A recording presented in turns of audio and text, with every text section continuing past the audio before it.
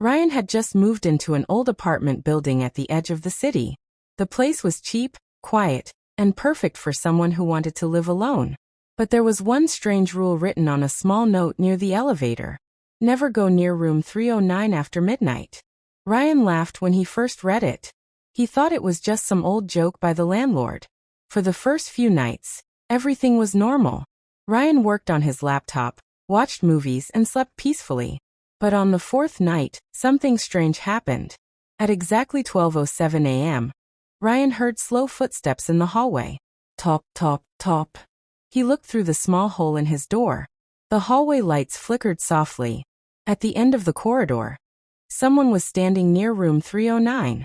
It looked like a tall shadow of a man. But something was wrong. The shadow had no face. Ryan blinked and looked again. The hallway was empty. The next morning, he asked the old security guard about it. The guard's face suddenly became serious. "Did you see something near room 309? He asked quietly. Ryan nodded. The guard sighed and said, "That room has been empty for 10 years. Ryan felt a chill run down his spine. "What happened there?" he asked. The guard hesitated for a moment, and then whispered, "A man died in that room. But the strange part, his body was never found." Ryan tried to forget the story. But that night, the footsteps came again. Top, top, top. This time they stopped right outside his door. Ryan held his breath. Slowly, the door handle started moving. Click, click. But Ryan had locked it. The sound stopped. A few seconds later, he heard something even worse. The footsteps were now inside his room. Ryan turned around slowly.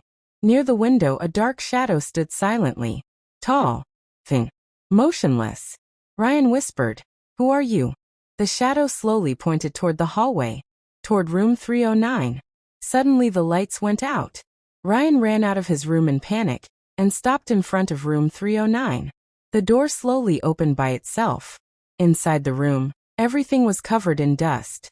But on the wall, someone had written a message in large letters. "You are next."